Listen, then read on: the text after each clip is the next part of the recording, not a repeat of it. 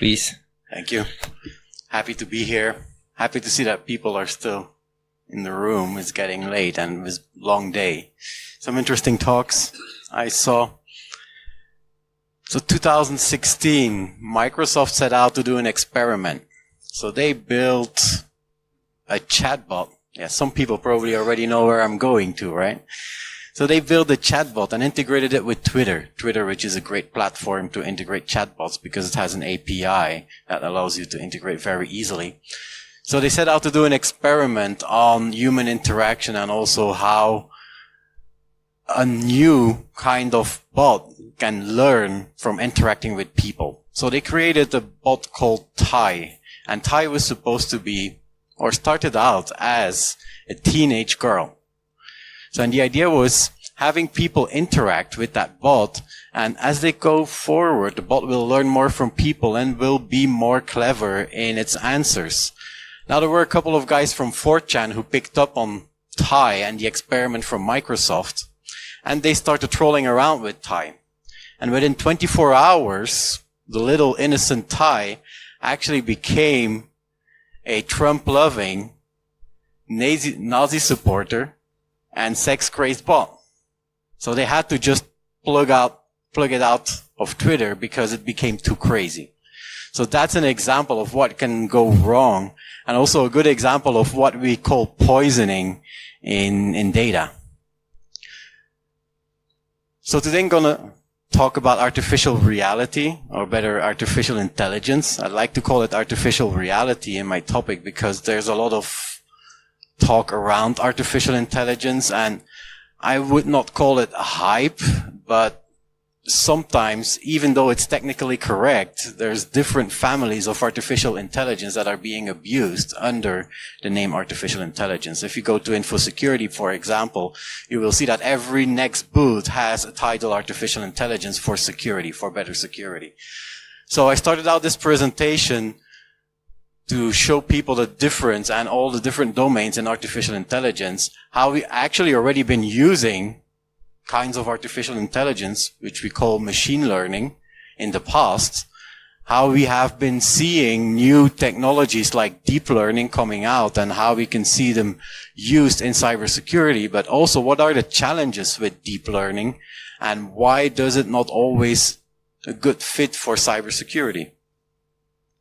But before I get into more details, I want to start with setting the problem. And I think that everybody is familiar with the cyber kill chain. I'm not here to go through the whole cyber kill chain. I just wanted up there to show you that there's actually plenty opportunities to detect malicious activity in your network. Even though that there's so many opportunities, why is it that organizations, and thank you, Walter, for the previous presentation, because the report numbers actually represent what I'm saying here. So how come that organizations are still getting breached and only find out a couple of months later? And the way that they find out is either because they're security researchers on the dark web that saw that there were records being traded from that company, but otherwise, they would have never found it. The other way is through ransom, of course. So a hacker can come to them and say, hey, I have that much information from you, so you pay up, or otherwise I will publish. And now with the new GDPR laws, that ransom can be pretty high. So for me, there's actually two reasons for this. First reason is not enough events. If you don't have the visibility, you can, of course, not see the malicious events that are happening on your network. The most important for me, and probably the most prevalent in most networks, because we all have sensors and we all centralize our logs, we all get the events in, is too many events. There's too much noise. You cannot see the real important events in all the noise. You don't have enough humans, you don't have enough experts to go through all those events and make sure if there is an actual malicious intent in that event or it's a false positive. And that brings me to this world of security. It has always been about minimizing false positives and false negatives. So minimizing false negatives, you know that a false negative is an actual malicious event that's going on, but you cannot detect it. So it's clear why we want to minimize that event. A false positive is something that is raised as being an attack or a malicious event, but actually it turns out after investigation there was nothing wrong. It was just an application that was not completely 100% according to the RFC, or a new application that came onto the network that you didn't know up front. So we're all about minimizing false positives and false negatives. However, the thing about false positives and false negatives, they are related, and not in a nice way. So if you look at the bottom line at the sensitivity of detection, the more sensitivity that you put in your detection, the more false positives you will get. Of course, you will also detect a malicious event, so you will actually have a very good system for blocking attacks and for detecting attacks. But at the same time, you will have so much noise that you cannot filter out the good events. On the other side, if you allow everything, if you have a very low sensitivity of detection, or you have a firewall that passes everything, you will have no noise, but at the same time, it's open field for the hackers, for the attackers better. Now, there are ways to lower that false negative. You can use a negative security model using signatures of known attacks. You can push that line down, but still, the optimum is still over there with lots of false positives. So we still have a problem with those false positive events in our detection. Now, security threats are growing faster. Our budgets are getting, well, maybe not smaller, but they're not getting bigger. And the teams and the experts, there's a huge talent gap on the market to find good experts. And at the same time, we are gathering more information, more data, we are getting more aware. So there's a big gap there. Now, we have already rule-based event correlation systems like in traditional SIMs, but the traditional rule-based correlation also depends on humans. It's humans putting in the rules. It's humans finding an event that was a false positive, or knowing that couple of events that they found in research, they put up some rules so that next time when those events come in, they are reduced to a single event.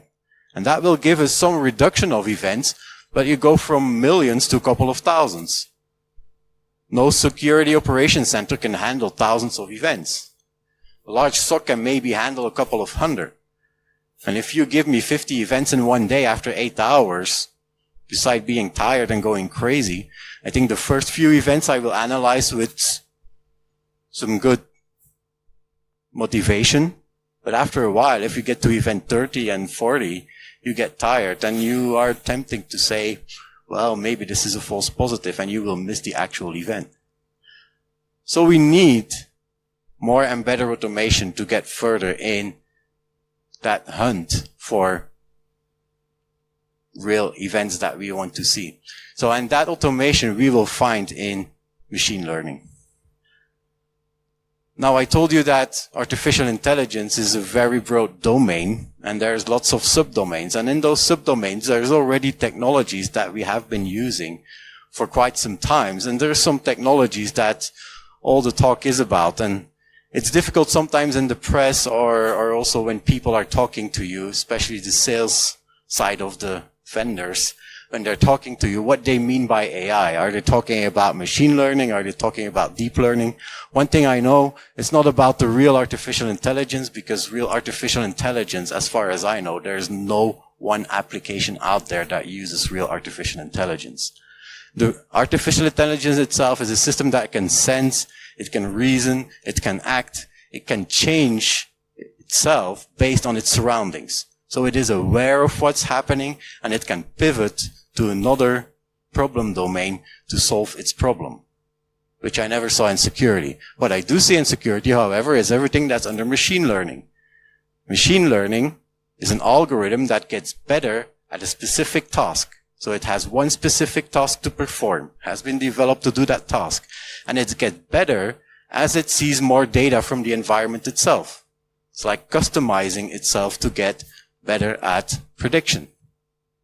And then a newer kind of machine learning, so one specific algorithm of one specific domain inside machine learning is neural networks, and also the deep neural networks or the deep learning. Those are all the talks that are about, what Google does, what all the hyperclouds are doing, face recognition, automatic classification of visuals and objects and photographs. So this is the newest trend. And this is typically when people talk about AI, mostly now they are referring to deep learning. But deep learning is just one category of algorithms within machine learning. And machine learning sits in that whole bigger domain, which is AI. Now for some it will be an introduction, for some it will be a review. I just want to give you a little bit of an idea what deep learning is and how it works. So how does a neural network work? It's modeled after the brain. It's not simulating the brain. So it's far from how our brain is working. It's much more complex in the brain, but it's modeled after the idea of a brain. And it comes out that by building those networks, we can do some really interesting things. Now, actually, the technology here and all the principles that we see here is not new technology. This is something that was been written about in the 1940s. And in the 1960s, we already had the first neural networks running in computing. Of course, they lacked computing power, they lacked memory, but the most important thing that they lacked to make really effective use of deep learning is data.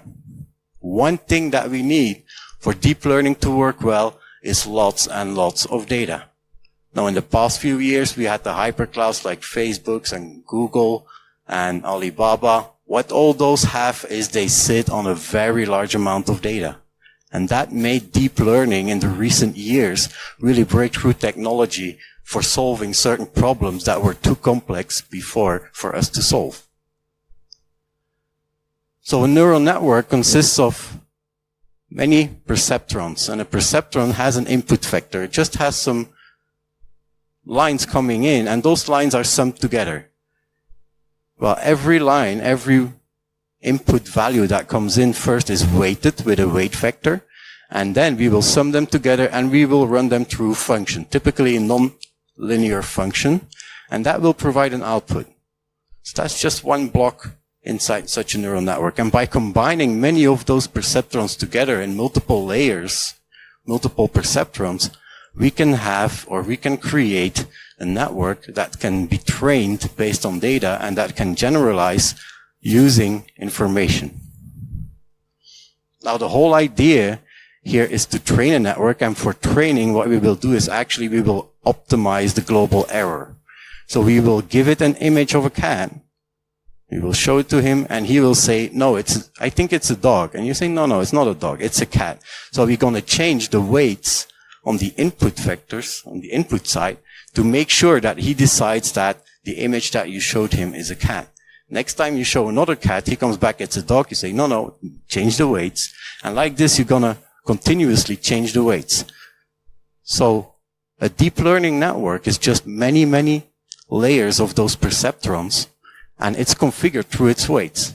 So what you do is actually you present data on the input. You know the classification of that data. So you show it images of cats and dogs. You know for each image, that is a cat, that is a dog. Whenever it comes out wrong, you will change the weights until it comes out correct. And you will do that with millions of different pictures to train the model. Once it is trained, you will test the model. Typically, when you have your images for training, you will categorize them in two sets. One set is for the actual training. The other set is for evaluation. It's to look at how good is a network performing after training. And then after that, once you've done that, once you have a good performing network, you will put it in real production. And real production means that you will show it a picture that it never saw, and it will tell you that's a cat or that's a dog, depending on the picture. And most of the time it will be correct. I say most of the time because sometimes it will come out with really strange decisions. Now, those strange decisions, that is a problem with deep learning. Most of the time we cannot explain them because it's too many interactions out there. Even though it's mathematics, it's just matrix calculation. So it's very deterministic, but at the same time, it's too complex for our brains to even imagine what is happening in there. And I have an example later on to illustrate that. So that was deep learning. But before I come back to deep learning, I want to talk about traditional machine learning, because that is something that we have been using for quite some time already, and that is in use today for protecting our networks. So traditional machine learning is solving low to medium complexity problems. Those are problems that we humans can model in our brains. Think about TCP and the RFCs for TCP. The RFC is like a contract that makes communication between two machines possible, right? TCP is a state table. You can implement it as a state machine, and then you can follow the complete state of how a TCP connection should work. Should work with a SYN, ACK, and then at the end you will see a reset or a FIN. So we know exactly how it needs to work. So to build something to track anomalies on TCP, we can build a state machine in a program. Now the problem with that state machine is, if you're not working stateless, or better, if you're not working stateful, you will see lots of SYNs come in, but at some point, you need to make a decision, am I under a SYN attack or not? So if you have a DDoS SYN attack, you will see lots of SYNs come in, and you will never get a SYN ACK or ACK or something else. So you need to look at the distribution of those flags. But you don't know how much SYNs exactly are an attack, because in transactional environment in finance, you will have lots of sessions. That means that you will have lots of SYNs coming in per second. However, in streaming services like Netflix, you will only have a few SYNs per minute, because those are typically very long sessions. So you need to adapt to the environment. So there what you will do is use data and probabilistics or probability, and based on the data on what you see in that environment, you will adapt the different thresholds to do the detection. So you're still based on rate invariant analysis with the distribution of the flags, but the actual thresholds will change based on data that you learn from that specific network for that environment. That's an example of machine learning. But this is an algorithm that is very deterministic. It's a human who programmed that algorithm. The human can also know very well when something goes wrong, why it goes wrong. And also at the same time, we know that there will be a low rate of false positives because we know exactly how it behaves. So we can put a measure even on how much false positives to expect in an environment. But that typically you can only do when the problem is not too complex. I was talking about TCP. We can wrap our mind around a TCP session and what happens with TCP sessions in a network.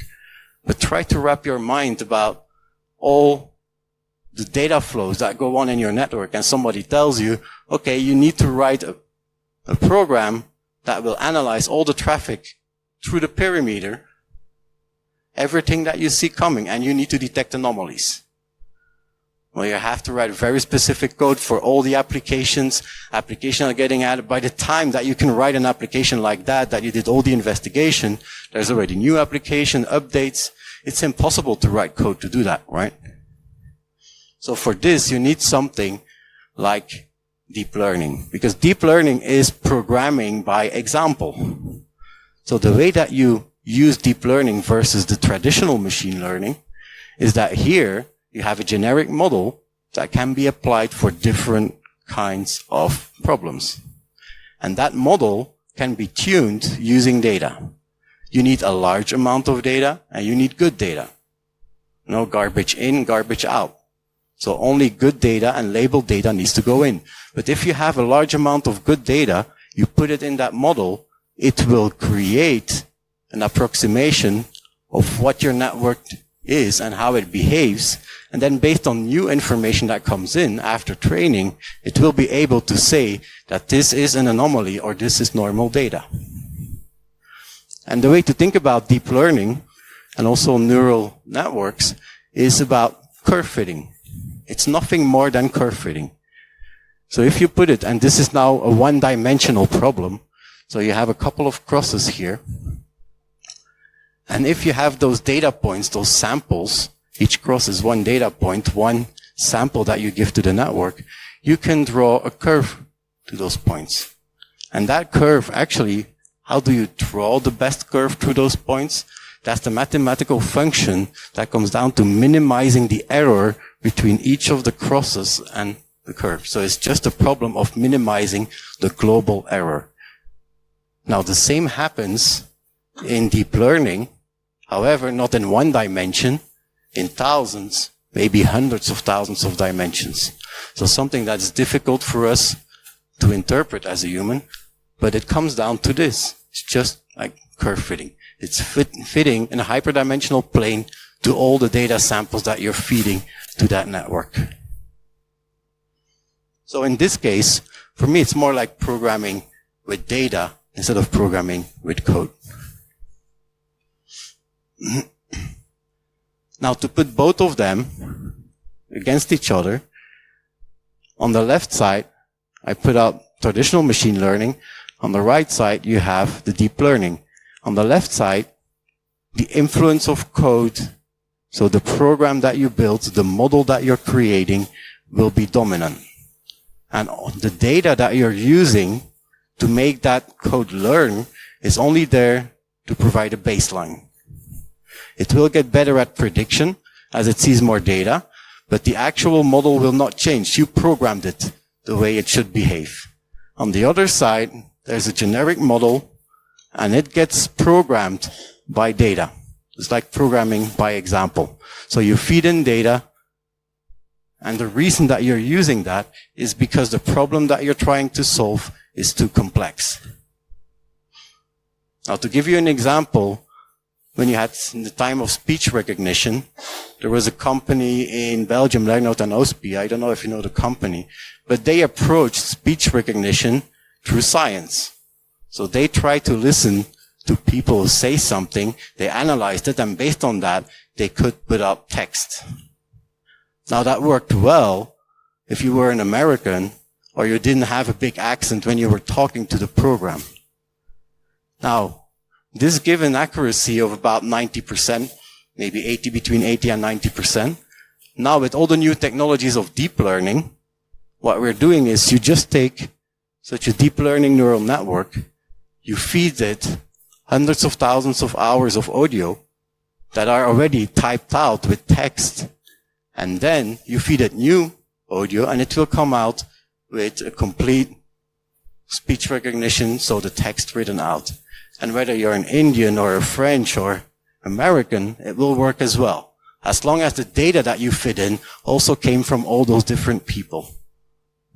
So, and that works typically with an accuracy of about 90 to 95%, 98%. So there's a big jump in accuracy between traditional machine learning and then applying that deep learning. So you might tell me, why don't we use deep learning for every case then? Because it gives you better accuracy, it gives you much more flexibility to solve difficult problems. So why still create models and use traditional machine learning? Well, there are actually a couple of challenges with that deep learning that are important to us. So first of all, you need access to training data. Of course, if you have images, if you're Google or Facebook, and in Facebook, people are helping you to tag the right faces on the pictures, it's easy to do face recognition and to put a name label under a face. Because people are feeding you continuously good data, tagged data.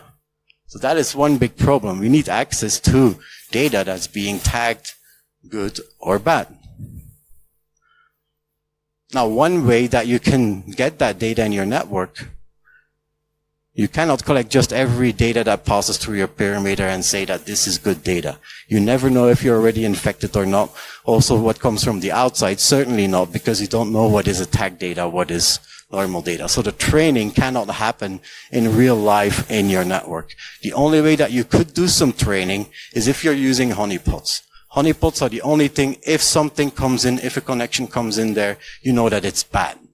So that you can give a label of bad, but the good is more difficult to learn. So getting access to a massive amount of data specifically for your environment and label it is very hard. And then there's also the reproducibility. If you take that deep learning network and you put in data to train it, at the end of the training, you will come out with a configuration of the weights. You know, all the weights that you changed on the links on that network, that is the actual configuration of your model. Those weights will completely change if you just change 2 lines in position in your data. So if you just add one new sample or you just add a few new lines, it can be that your model looks completely different. So it's very hard to transfer models based on data. The only way to transfer a model is to transfer the architecture of the model and the weight samples itself. And we will see there's actual applications of this that are being used by malware vendors. Better, anti-malware vendors. Transparency. I already told you that sometimes a neural network will give you a strange result and you don't know why. And then asking yourself the question, why did it do that? Nobody can explain to you what happened inside that network and why it came out wrong. To give you an example, Salesforce had deep learning for a while to find out what is a good prospect. And when a good prospect comes out of the CRM, the sales will say, well, I know my environment, I know my customers. For me, this is not a good prospect. Tell me why this is a good prospect. Actually, using the deep learning network itself, and whatever information was in there, they were unable to explain why this came out as a good prospect. So what they started to do is start using more traditional machine learning and make a decision tree.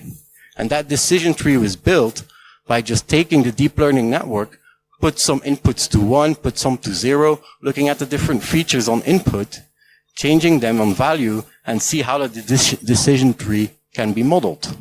So they actually built a second model to explain what the first model predicted.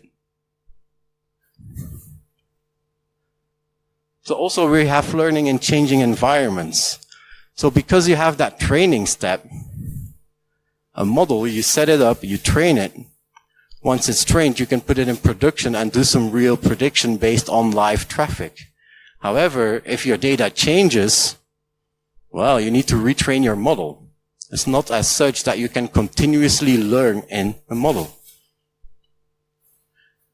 And then there is learning in adversarial context, which means that, yeah, we're continuously under attack, so we cannot just put a deep learning model out there and try to make it learn from whatever happens out there and think that we will have a good anomaly detection in the future.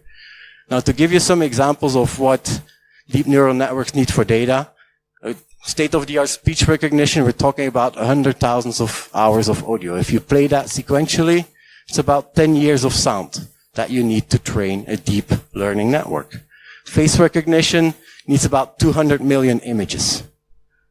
So it's not that you have enough with a couple of samples of data.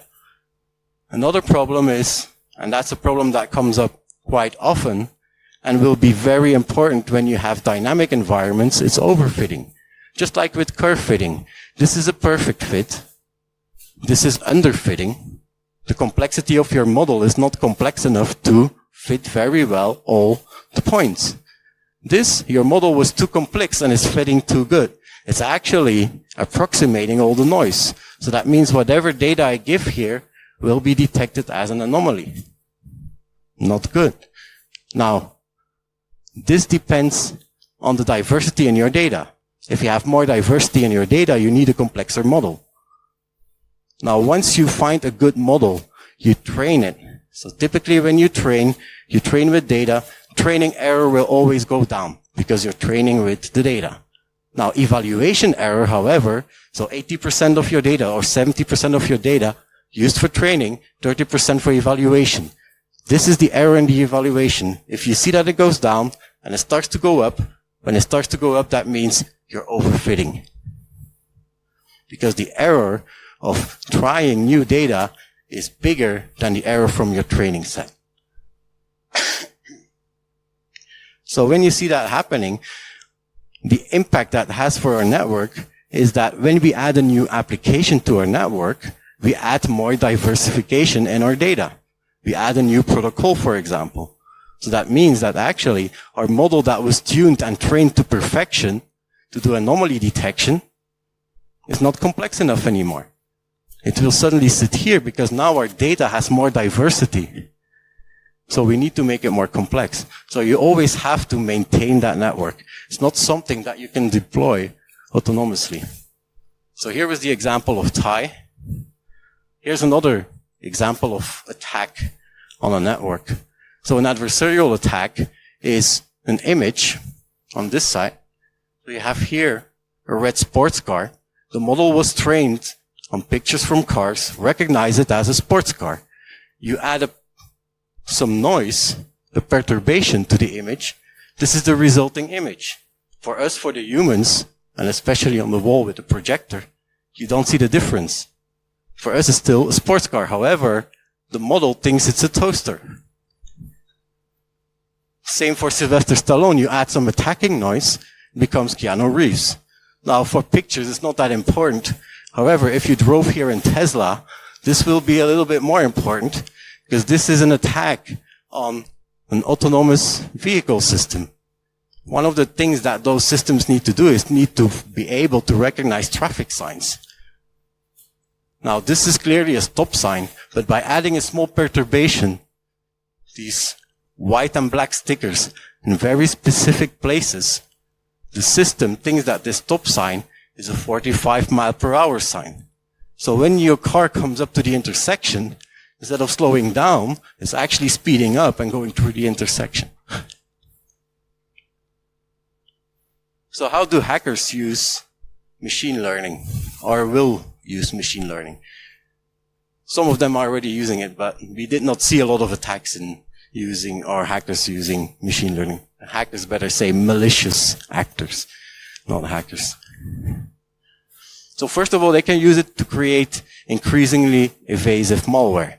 They use two networks. We call it generative adversarial networks. It's two neural networks pitched against each other. One will generate the malware, the other will do the detection. And it will loop until it finds a version of the malware that cannot be detected by the second network. Another example, breaking CAPTCHA. So some researchers found that using deep learning, they could break CAPTCHA or solve CAPTCHA with 98% accuracy. This is like 48% better than I can do it. When I see those pictures, most of the time I fail. So if you're using CAPTCHA to make the distinction between a bot and a human, actually the bot is much better at it than the human. So it's the inverse, right? Now I'm not saying that all of them are using that. Spear phishing. You do your research, get information, collect that information. Based on that, you create an email to attack a person. That collection of information that's out there on the public web can be done through natural language processing, through deep learning, through all those AI networks. And when it does, here's an example of a human against a machine on Twitter, trying to get people to click on a certain link. The human got 50 victims in 2 hours. The machines got more than 5 times, 275 victims. An example of using deep learning by hackers. And those were real hackers because those were white hats. So they did a presentation on it. They created a deep learning network that automatically looks at the website, tries to find vulnerabilities and hacks into it. Completely automatically. They didn't touch it. Although it found an SQL injection and broke into the website. And they were not long experienced deep learning engineer. You know, using TensorFlow and Python, 5 lines of code, you can write your own deep learning network. You can do your own state-of-the-art face recognition or attack system. So I'm going to go a little bit faster to the summary. So looking ahead, machine learning in defense. So for now, human-assisted anomaly detection will be the #1 application.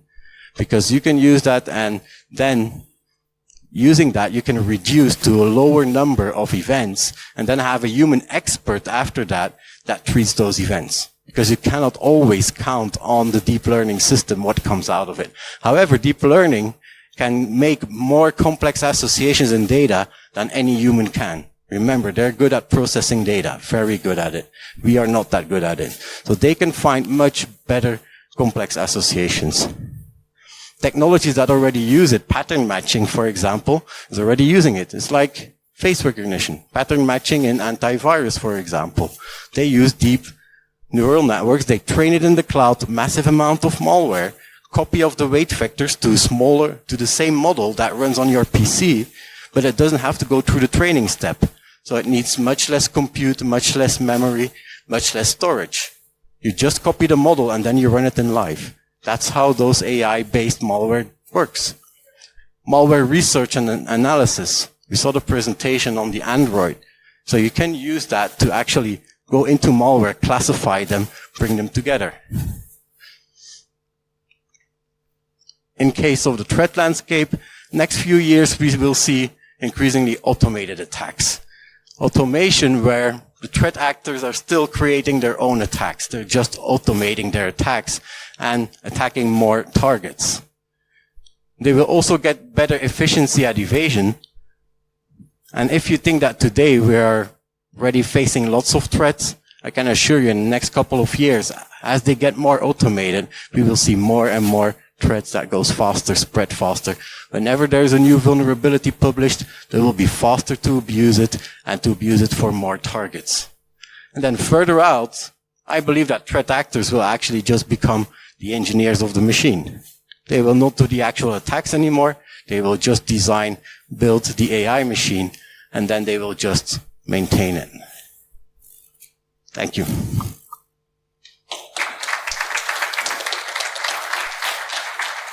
So, thank you. I think it was a great summary of the state of the art of machine learning, which is not an obvious topic.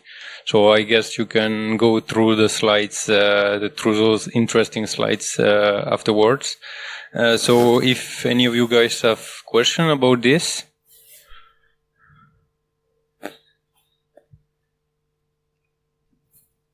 Thank you. That was excellent. I learned more than I expected.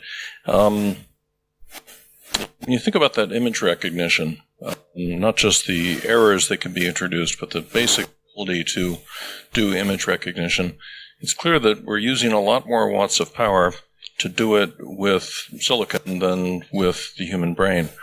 And so it feels a little bit like brute force. Now, in the old days, before we had this much compute power available, a lot of researchers were looking at less brute forcey ways to do this. That's natural language processing, one of the examples that you brought up. Is there any hope that anybody is going to work on that again now that we have all these computes and we can melt ice caps, or is this our future? Well, I 100% agree. This is like the brute force way of attacking problems, right? You take a lots of amount of data, you apply computing to it, you create a model, and then you go and use it. Now, actually, what we do see in those models, when you would look at some of those models, and there's nice simulations online to see that, in images, they find features. And that's actually what the researchers on image recognition did before. What they did before is actually find features in images and then try to filter those features. So for me, actually, in the future, it can be an interaction between both. Because before, they had a very hard time finding those features, and it took maybe a couple of months to find the right features to detect an object. But using deep learning, by just putting brute force on it, you can detect those features, and you don't see it on the output, you see it in the network itself. You have some of those images that come back in the neurons themselves, and then you will see that you have that specific angle or that specific feature. So you could use a combination of both of them. And actually, all that deep learning, there's still a lot of machine learning and cleverness that comes in front of it. It's not like you have that model. I oversimplified it by saying you just take the model, throw data in it, and out comes something magic. Well, yeah, you have to process the data, you have to find the right features, because some features make sense, other features make no sense. They try to reduce the dimensionality to make the problem simpler, because as you said, it's lots of heart of compute. We can throw lots of compute at it, but sometimes it's just even too slow if you have millions of features. So there's lots of research going into the fact of reducing that. And there comes the human ability of reasoning, and also so bringing in the right features, doing the right pre-processing of data before it goes into the deep learning network. So that part I did not talk about, but that part still contains a lot of what you are referring to. So maybe we have time for last question.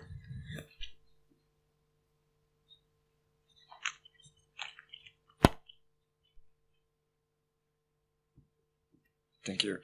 Do you know any commercially available network intrusion or open source network intrusion detection system that is using deep learning? I would say they are all looking into it. And so machine learning has been used a lot already. The deep learning things, and yeah, I had some slides, but I skipped it. The actual applications of it.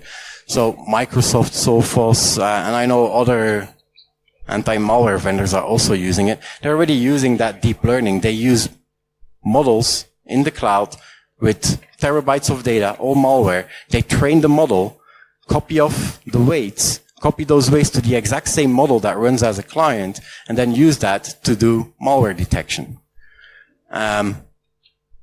We use it, for example, traditional machine learning. You can build a model, you can easily detect unknown DDoS attacks like SYN attacks. But then again, there's some attacks that are so complex that you cannot just detect them with traditional machine learning. So you need deep learning. Now, deep learning, you need lots of data. Lots of data. One customer's data is not good enough because that customer might be already infected with a backdoor. So what you need is crowdsourcing. Take data from many customers, bring them into the cloud, anonymized, preferably, yeah. Bring them in the cloud, process them there, build a model, and based on that model, you can get new data from a customer, run it through the model, and then you can detect if it's an attack or not. And then you can feed back that information through threat intelligence. So a lot of threat intelligence feeds that you see are actually already based on deep learning. There's already a lot of deep learning out there, but most of them is processing in the cloud and then through either threat intelligence or copying of the vectors processed in real time on site. Does that answer the question? So thank you very much, Pascal. I guess it's a really broad topic, so we can discuss about this during hours.